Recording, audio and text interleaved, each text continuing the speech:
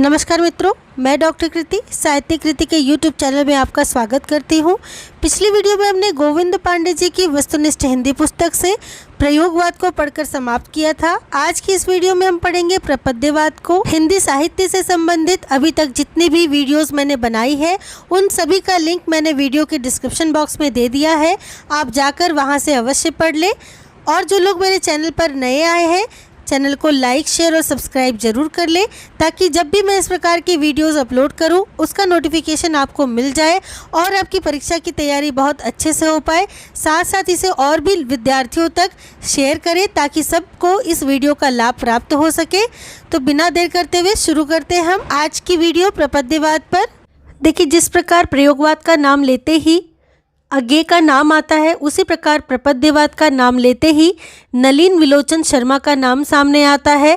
और प्रपद्य काल का ये जो समय काल है 1956, ये बहुत महत्वपूर्ण है, इसे आपको अच्छे से याद रखना है। प्रपद्यवाद का प्रवर्तन नलिन विलोचन शर्मा ने सन 1956 ईस्वी में प्रकाशित नकेन के प्रपद्य संकलन से किया था। अर्थात नलिन विलोचन शर्मा ने प्रपद्यवाद का प्रवर्तन किया सन 1956 ईस्वी में और प्रकाशित नकेन के प्रपद्य संकलन से। तो इसे आपको अच्छे से याद रखना है, नकेन के प्रपद्य से प्रयोगवाद का प्रारंभ हुआ है। प्रपद्यवाद को नकेनवाद के नाम से भी जाना जाता है क्योंकि इसमें बिहार के 3 कवि नलिन विलोचन शर्मा, केशरी कुमार और नरेश के नाम के प्रथम अक्षरों को आधार मानकर नकेन बनता है। तो इस प्रकार आप देख सकते हैं कि नलिन विलोचन शर्मा, केशरी कुमार और नरेश के नलिन, केसरी व नरेश के प्रथम अक्षरों न के न मिलाकर के नकेनवाद बना है। तो ये आप ध्यान रखिएगा, इसमें 3 कवि शामिल हैं और बिहार के 3 कवि हैं। तो प्रपद्यवाद का एक नाम और क्या हुआ? नकेनवाद हुआ। प्रपद्यवाद और प्रयोगवाद में मूल अंतर बहुत महत्वपूर्ण है। तो ये मूल अंतर क्या है कि प्रपद्यवाद प्रयोग को साध्य के रूप में मानता है, जबकि प्रयोगवाद की बात करें तो ये प्रयोग को साधन मानता है। अर्थात प्रपद्यवाद प्रयोग को पूरा साध्य ही मान लेता है, जबकि प्रयोगवाद की बात करें तो यह प्रयोग को केवल एक साधन की तरह मानता है। तो ये दोनों में बहुत महत्वपूर्ण अंतर है कि एक साध्य मानता है और एक साधन मानता है। इसे अच्छे से देखिएगा, नेट की परीक्षाओं में कई बार इस तरह से प्रश्न पूछा जाता है, तो आपको इसको ध्यान रखना होगा। आचार्य नंद दुलारे वाजपेयी ने प्रपद्यवाद के संबंध में लिखा है, नकेनवाद जिसे उसके हिमायतियों ने प्रपद्यवाद भी कहा है, वास्तव में प्रयोगशीलता का एक अतिवाद था। प्रयोगवाद के प्रवक्ताओं ने जो कुछ नया कहा है उससे संतुष्ट न होकर उसे एक तार्किक सीमा तक पहुंचाने का कार्य नकेन 1, नकेन 2 नामक संग्रह की भूमिकाओं में दिखाई पड़ता है। तो ये नंद दुलारे वाजपेयी का बहुत महत्वपूर्ण कथन है कि नकेनवाद वास्तव में क्या था। तो वास्तव में ये एक प्रयोगशीलता का अतिवाद है जिसमें प्रयोगवाद के वक्ताओं ने जो कुछ नया कहा है उससे ये संतुष्ट नहीं थे नकेनवादी, और उसको एक तार्किक सीमा तक पहुंचाने का कार्य इन लोगों ने किया है। तो इस प्रकार ये महत्वपूर्ण कथन बनता है नंद दुलारे वाजपेयी का। इससे अच्छे से देखिएगा, सन 1952 ईस्वी में नरेश के संपादकत्व में प्रकाशित पत्रिका प्रकाश में नकेनवादियों ने प्रपद्यवाद को तथाकथित प्रयोग 10 सूत्री घोषित किया है। तो प्रयोग 10 सूत्री किसमें घोषित किया गया है? प्रकाश नामक पत्रिका में नकेनवादियों ने घोषित किया है और यह पत्रिका नरेश के संपादकत्व में प्रकाशित हुई थी सन 1952 ईस्वी में। तो ये कुछ महत्वपूर्ण बातें थी प्रपद्यवाद के बारे में जो आपको परीक्षा की दृष्टि से महत्वपूर्ण मैंने बतलाई है, उसे आपको याद रखना है। आगे हम नई कविता के बारे में पढ़ेंगे जिसका समय काल सन 1954 ईस्वी है। तो इसे आपको याद रखना है कि नई कविता का प्रारंभ सन 1954 ईस्वी से हो रहा है। नई कविता नाम अज्ञे का दिया हुआ है। तो सबसे पहले तो ये बहुत महत्वपूर्ण है कि नई कविता का नाम किसने दिया? तो अज्ञे ने दिया है। अपनी एक रेडियो वार्ता में उन्होंने इस पद का सर्वप्रथम प्रयोग किया था जो बाद में नए पत्ते के जनवरी-फरवरी 1953 अंक में नई कविता शीर्षक से प्रकाशित हुआ है। तो अज्ञे का ये नाम दिया हुआ है और ये नाम सबसे पहले प्रयोग किया गया था रेडियो वार्ता में अज्ञे के द्वारा, और इसी का नए पत्ते के जनवरी-फरवरी 1953 अंक में नई कविता शीर्षक से प्रकाशित हुआ था। तो ये बहुत महत्वपूर्ण है, अज्ञे का दिया हुआ नई कविता नाम। नई कविता का आरंभ सन 1954 ईस्वी में जगदीश गुप्त द्वारा संपादित नई कविता पत्रिका के प्रकाशन से माना जाता है। 1954 में देखिए जगदीश गुप्त द्वारा संपादित नई कविता पत्रिका के प्रकाशन से नई कविता का आरंभ माना जाता है, जो कि नई कविता का समय काल भी माना गया है 1954 ईस्वी। तो इसे आप अच्छे से याद रखिएगा कि जगदीश गुप्त द्वारा संपादित नई कविता पत्रिका में नई कविता का प्रारंभ हुआ था। और सबसे पहला नाम अगर दिया था तो ये पद का प्रयोग किया था अज्ञेय ने रेडियो वार्ता में। आगे देखेंगे बच्चन सिंह ने नई कविता का आरंभ सन 1951 ईस्वी से माना है। उनके अनुसार नई कविता प्रयोगवादी कविता का परिष्कृत रूप है, अर्थात बच्चन सिंह ऐसा मानते हैं कि नई कविता कोई नई वस्तु या नई कोई शैली नहीं है, बल्कि यह क्या है, प्रयोगवादी कविता का ही परिष्कृत रूप है। तो ये भी बहुत महत्वपूर्ण है बच्चन सिंह का। आगे देखेंगे मुक्तिबोध ने लिखा है नई कविता वैविध्यमय जीवन के प्रति आत्मचेतस व्यक्ति की प्रतिक्रिया है। नई कविता का स्वर एक नहीं विविध है। तो आत्मचेतस व्यक्ति की प्रतिक्रिया की बात मुक्तिबोध करते हैं। साथ ही वो लिखते हैं कि नई कविता का जो स्वर है वो विविध है, वो उसमें एक रूपता नहीं है, वो कई तरह की है, विविधताओं से भरी हुई है नई कविता। मुक्तिबोध की महत्वपूर्ण ये पंक्ति है, कथन है, इसे अच्छे से देखिएगा। आगे हम देखेंगे डॉक्टर धर्मवीर भारती ने क्या लिखा है कि नई कविता प्रथम बार समस्त जीवन को व्यक्ति या समाज इस प्रकार के तंग विभाजनों के आधार पर न मापकर मूल्यों की सापेक्ष स्थिति में व्यक्ति और समाज दोनों को मापने का प्रयास कर रही है।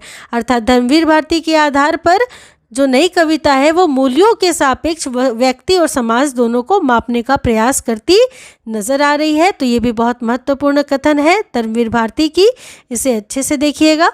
आगे हम देखेंगे डॉक्टर रामस्वरूप चतुर्वेदी जी ने लिखा है नई कविता में समग्र मनुष्य की बात ही नहीं की गई है, बल्कि मनुष्य के समग्र अनुभव खंडों को संयोजित किया गया है।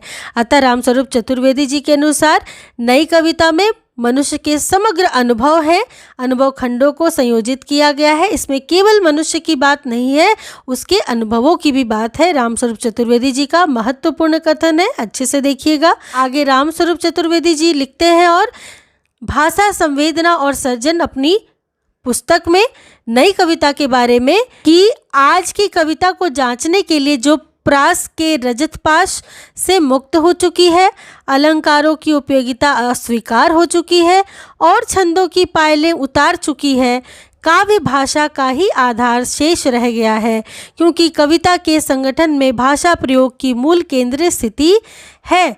कविता उत्कृष्ट शब्दों का उत्कृष्ट क्रम है।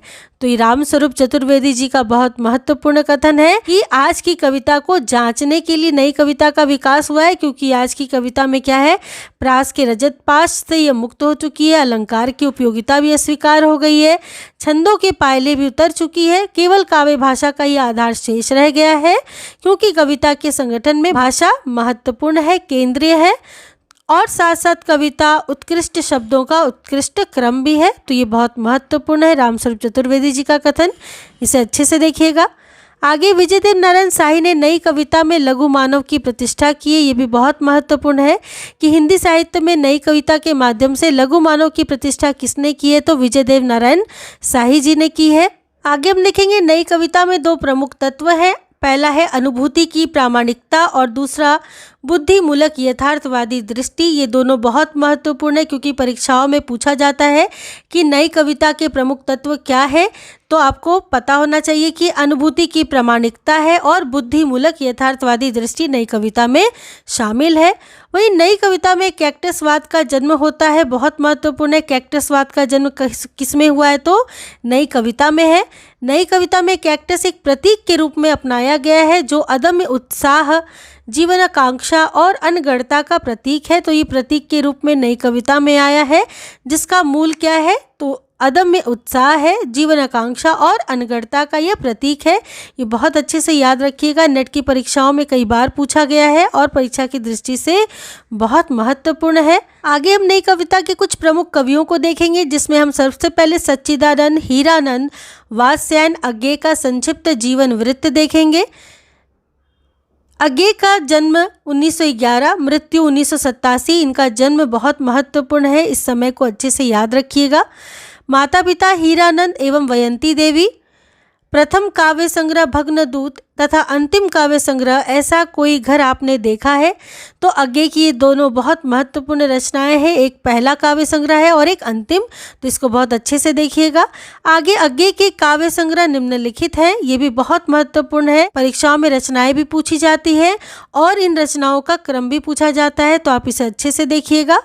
भग्नदूत 1933 ईस्वी, चिंतामणि 1942 ईस्वी, इत्यलम 1946, हरी घास पर क्षण भर 1949, बावरा अहेरी 1954, इंद्रधनुष रौंदे हुए ये 1957, अरि ओ करुणा प्रभामय 1959, आंगन के पार द्वार 1961, पूर्वा 1965, सुनहले शैवाल 1966, कितनी नावों में कितनी बार 1967, क्योंकि मैं उसे जानता हूँ 1969, सागर मुद्रा 1970, पहले मैं सन्नाटा बुनता हूँ 1973, महावृक्ष के नीचे 1977, नदी की बांक पर छाया 1981, ऐसा कोई घर आपने देखा है 1986।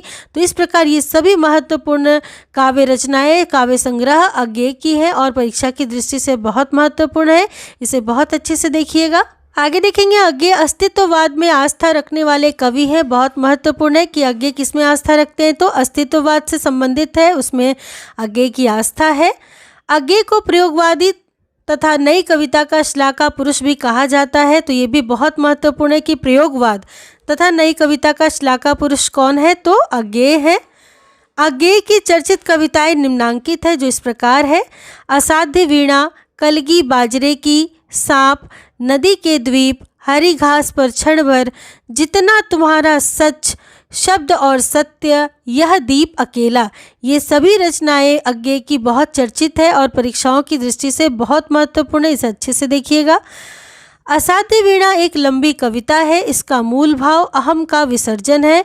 बहुत महत्वपूर्ण है कि असाध्य वीणा जो लंबी कविता है आगे की, उसका मूल भाव क्या है, तो अहम का विसर्जन है।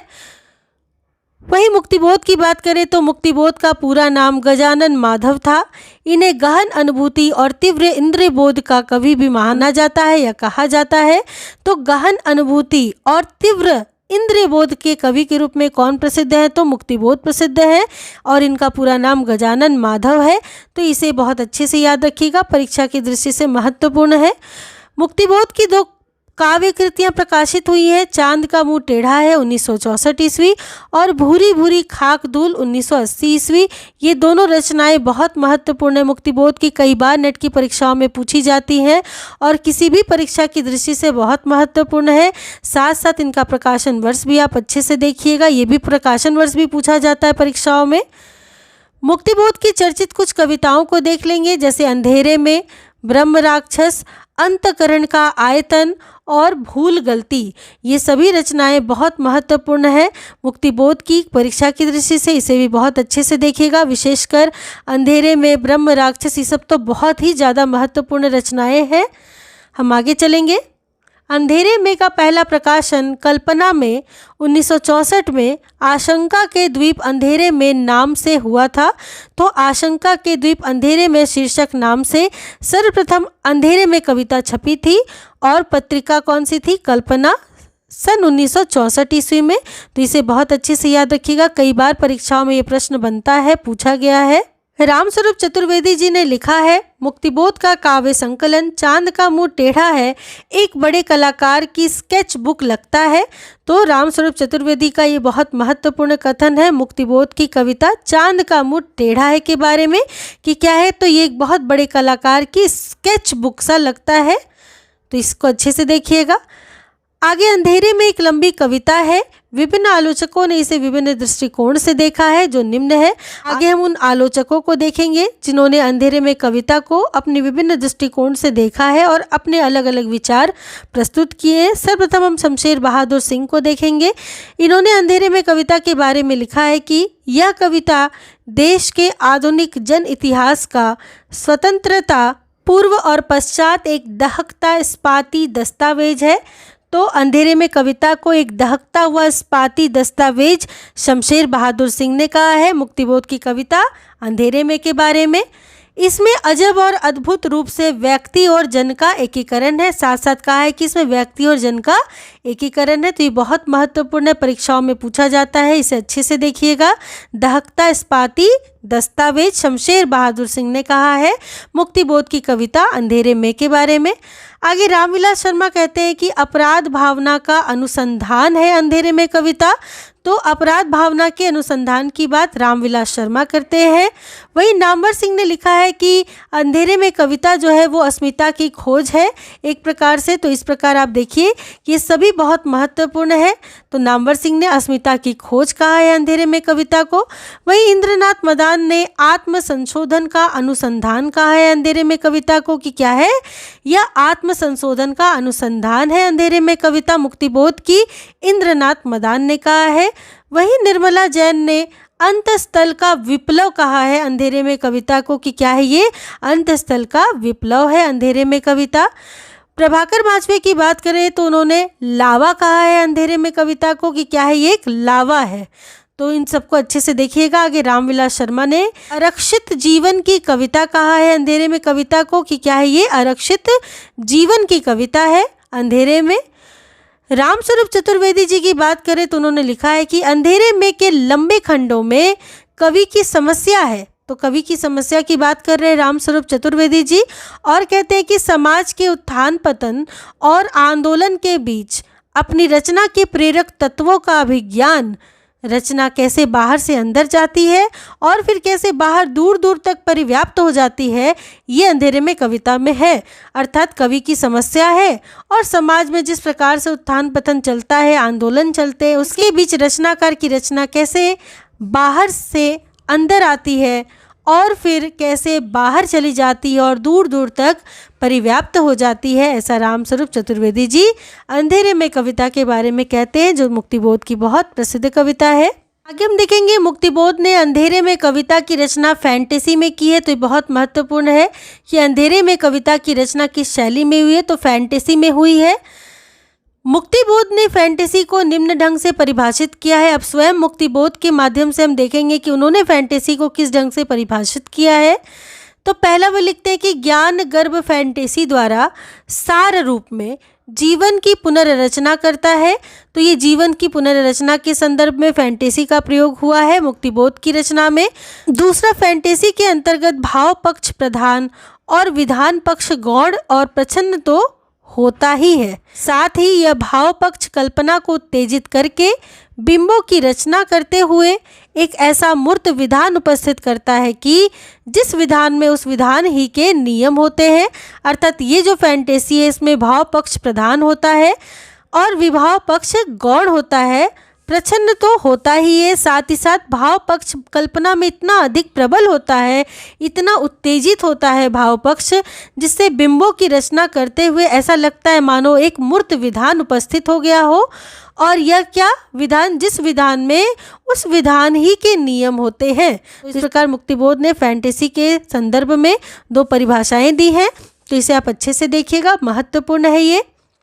आगे हम चलेंगे शमशेर बहादुर सिंह में। तो शमशेर बहादुर सिंह प्रेम और सौंदर्य के कवि माने जाते हैं। शमशेर बहादुर सिंह के प्रमुख काव्य संग्रह निम्न है। यहाँ पे कुछ महत्वपूर्ण काव्य संग्रह है, हम देख लेंगे। कुछ कविताएं 1959 ईस्वी, कुछ और कविताएं 1961, चुका भी हूँ नहीं मैं 1975, इतने अपने पास 1980, उदिता अभिव्यक्ति का संघर्ष 1980, बात बोलेगी 1981, काल तुझसे होड़ है मेरी 1988, कहीं बहुत दूर से सुन रहा हूँ 1995, सुकून की तलाश 1998। तो इस प्रकार आपने देखा शमशेर बहादुर सिंह की ये सभी प्रमुख रचनाएं हैं और परीक्षा की दृष्टि से सभी रचनाएं बहुत महत्वपूर्ण है। साथ साथ इनका प्रकाशन वर्ष भी और क्रम भी, क्योंकि परीक्षाओं में कई बार क्रम भी पूछा जाता है। तो आप इसे बहुत अच्छे से देखिएगा। आगे हम देखेंगे कि शमशेर बहादुर सिंह की कविताओं के संदर्भ में कुछ महत्वपूर्ण कथन कई विद्वानों ने कहे हैं। तो ये कुछ विद्वान हैं और शमशेर बहादुर सिंह की कविताओं के संदर्भ में कुछ कहा है, तो हम देख लेंगे, महत्वपूर्ण है सभी। आगे ने कहा है कि शमशेर कवियों का कवि है। तो ये बहुत महत्वपूर्ण है परीक्षा की दृष्टि से कि किसने शमशेर को कवियों का कवि माना है, तो आगे ने माना है। वहीं मल्यज कहते हैं कि शमशेर मूड्स के कवि हैं, किसी विजन के नहीं। तो मूड्स के कवि के रूप में मल्यज मानते हैं। इसे इस प्रकार से ट्रिक से भी आप याद कर सकते हैं, मूड से मल्यज। अगला है मुक्तिबोध। कहते हैं कि शमशेर की आत्मा ने अपनी अभिव्यक्ति का एक प्रभावशाली भवन अपने हाथों तैयार किया है। उस भवन में जाने से डर लगता है, उसकी गंभीर प्रयत्न साध्य पवित्रता के कारण। तो मुक्तिबोध का शमशेर के लिए बहुत महत्वपूर्ण कथन है कि शमशेर की आत्मा ने क्या किया है, तो अपनी अभिव्यक्ति का एक प्रभावशाली भवन अपने हाथों से तैयार किया है। तो भवन की बात मुक्तिबोध करते हैं और कहते हैं कि इस भवन में जाने से भी डर लगता है क्योंकि गंभीर प्रयत्न साध्य पवित्रता है वहाँ। तो आप इसको ध्यान रखिएगा। मुक्तिबोध आगे लिखते हैं कि शमशेर की मूल मनोवृत्ति एक इम्प्रेशनिस्टिक चित्रकार की है। तो इम्प्रेशनिस्टिक चित्रकार की बात करते हैं मुक्तिबोध शमशेर के लिए। ये भी बहुत महत्वपूर्ण है, अच्छे से देखिएगा इसको। वही मुक्तिबोध आगे लिखते हैं कि प्रणय जीवन का प्रसंगबद्ध रसवादी कवि है शमशेर। तो इसको अच्छे से ध्यान रखिएगा। विष्णु खरे लिखते हैं कि शमशेर की शमशेरियत है उनकी कविताओं में।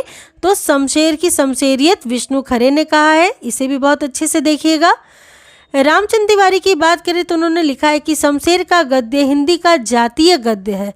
हिंदी का जातीय गद्य के बारे में रामचंद्र तिवारी जी कहते हैं।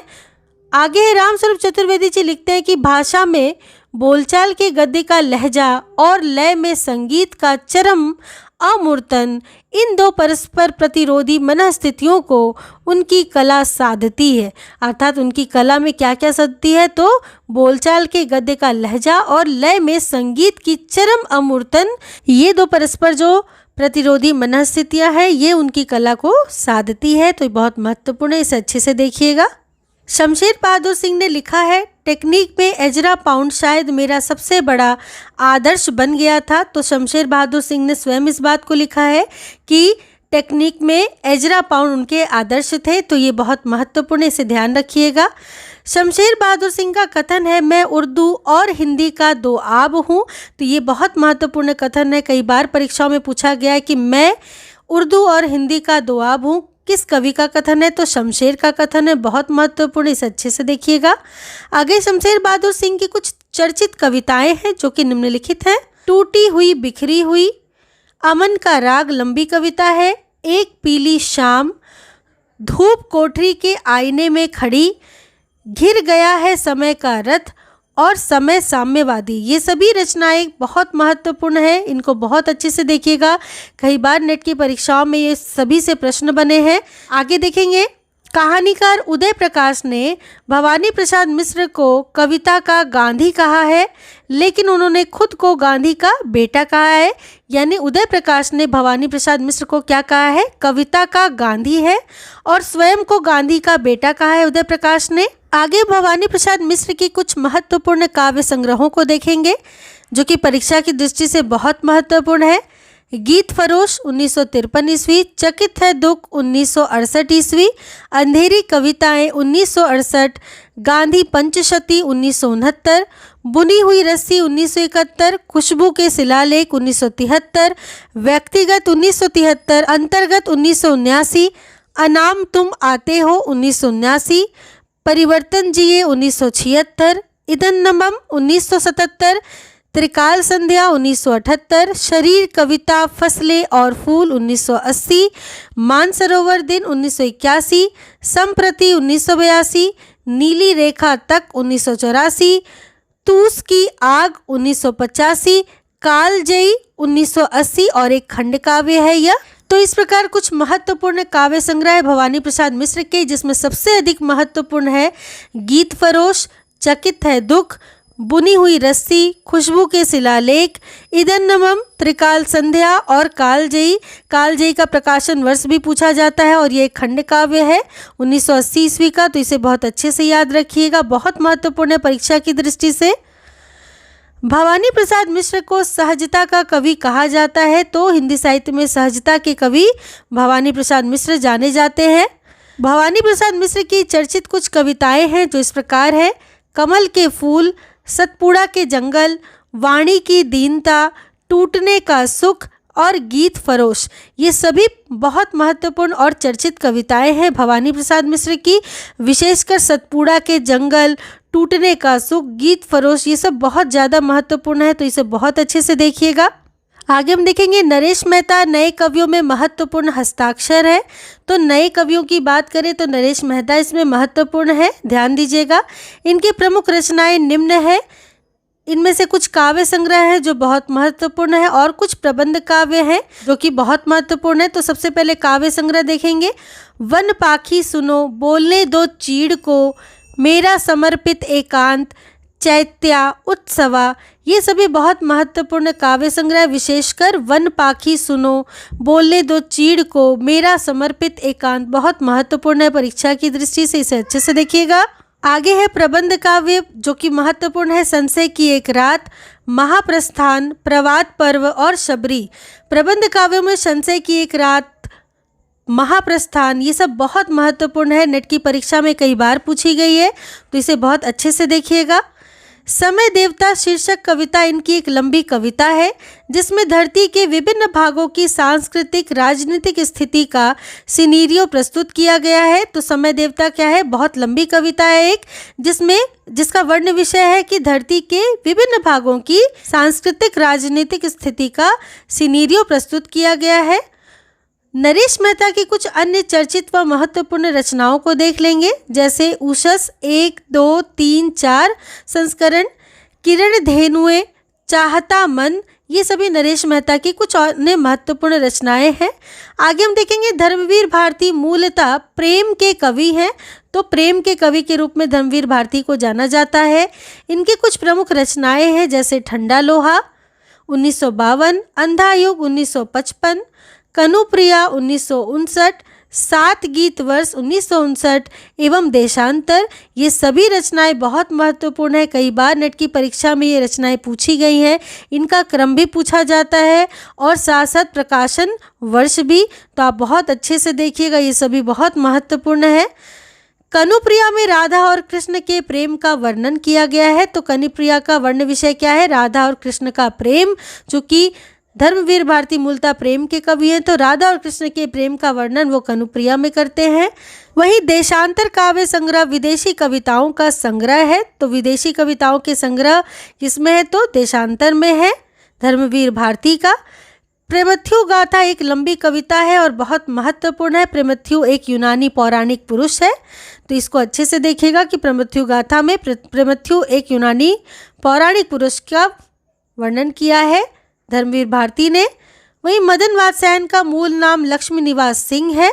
सर्वेश्वर दयाल सक्सेना नई कविता के प्रमुख हस्ताक्षर हैं, तो सर्वेश्वर दयाल सक्सेना भी नई कविता में महत्वपूर्ण स्थान रखते हैं। इनकी निम्नांकित कृतियां हैं जो हम देखेंगे आगे। काठ की घंटियां, बांस का पुल, एक सूनी नाव, गर्म हवाएं, कुआनो नदी, कविताएं 1, कविताएं 2, जंगल का दर्द, खूंटियों पर टंगे लोग। तो इस प्रकार सभी रचनाएं बहुत महत्वपूर्ण है, विशेषकर काठ की घंटियां, बांस का पुल, एक सूनी नाव, गर्म हवाएं, कुआनो नदी, जंगल का दर्द, खूंटियों पर टंगे लोग, ये सभी सर्वेश्वर दयाल सक्सेना की रचनाएं हैं और परीक्षा की दृष्टि से बहुत महत्वपूर्ण, इसे अच्छे से देखिएगा। आगे सर्वेश्वर दयाल सक्सेना की कुछ चर्चित कविताओं को हम देखेंगे, जैसे कॉफ़ी हाउस में एक मेलोड्रामा, अहम से मेरे बड़ी हो तुम, विगत प्यार, लिपटा रजाई में, मैंने कब कहा। तो ये सभी सर्वेश्वर दयाल सक्सेना की बहुत चर्चित रचनाएं हैं, कविताएं हैं, इसे भी अच्छे से देखिएगा। आगे केदारनाथ सिंह नई कविता में बिंब को बहुत महत्व देते थे, तो बिंब को महत्व देने वाले नई कविता में कौन थे, केदारनाथ सिंह। केदारनाथ सिंह की कुछ महत्वपूर्ण काव्य कृतियाँ हैं जो इस प्रकार है। अभी बिल्कुल अभी, जमीन पक रही है, यहाँ से देखो, अकाल में सारस, उत्तर कबीर और अन्य कविताएं, बाग जो कि लंबी कविता है केदारनाथ सिंह की, वही तालस्ताय और साइकिल, ये सभी रचनाएं केदारनाथ सिंह की बहुत महत्वपूर्ण है, कई बार नेट की परीक्षाओं में पूछी गई हैं और अच्छे से इसको देखिएगा। आगे हम केदारनाथ सिंह की कुछ चर्चित कविताओं को देख लेंगे, जैसे बनारस, अनागत, फर्क नहीं पड़ता, ये सब कुछ ऐसी कविताएं हैं जो चर्चित है केदारनाथ सिंह की हैं। आगे हम प्रयोगवाद के अन्य कुछ कवि और उनकी रचनाओं को देख लेंगे। ये जितने भी प्रयोगवाद के कवि हैं परीक्षा की दृष्टि से बहुत महत्वपूर्ण है, क्योंकि पूछा जाता है प्रश्न कि इनमें से कौन प्रयोगवादी कवि हैं कौन नहीं है, तो आपको इन सबका नाम अच्छे से देखना है। सबसे पहले आते हैं अन्य कवियों में रामविलास शर्मा। इनका काव्य संग्रह रूप तरंग, सदियों के सोए जाग उठे, बुद्ध वैराग्य तथा प्रारंभिक कविताएं। दूसरे हैं प्रभाकर माचवे। इनकी काव्य संग्रह है मेपल, स्वप्नभंग, अनुक्षण। वही नेमीचंद्र जैन, इनकी जो रचना है अचानक हम फिर, एकांत। अगला है गिरजा कुमार माथुर। इनकी रचना है मंजीर, नाश और निर्माण 1946, धूप के धान, शिलापंख चमकीले, छाया मत छूना, भीतरी नदी की यात्रा 1975, अभी कुछ और, साक्षी रहे वर्तमान, पृथ्वी कल्प। तो ये सभी रचनाएं बहुत महत्वपूर्ण है, गिरजा कुमार माथुर की हैं, जिसमें से नाश और निर्माण 1946, धूप के धान, शिलापंख चमकीले, छाया मत छूना, ये सब बहुत महत्वपूर्ण रचनाएं परीक्षा की दृष्टि से, इसे अच्छे से देखिएगा। आगे हम देखेंगे भारत भूषण अग्रवाल की कुछ रचनाओं को। छवि के बंधन, जागते रहो, मुक्ति मार्ग, ओ अप्रस्तुत मन भारत भूषण अग्रवाल की महत्वपूर्ण रचना है, इसे अच्छे से देखिएगा। कागज के फूल भी कभी कभी परीक्षाओं में देखा गया है, तो इसको भी अच्छे से देखिएगा। भारत भूषण अग्रवाल की रचना है। एक उठा हुआ हाथ, उतना वह सूरज है, अनुपस्थित लोग। तो इस प्रकार ये सभी भारत भूषण की महत्वपूर्ण रचनाएं थी। अगले हैं शकुंत माथुर।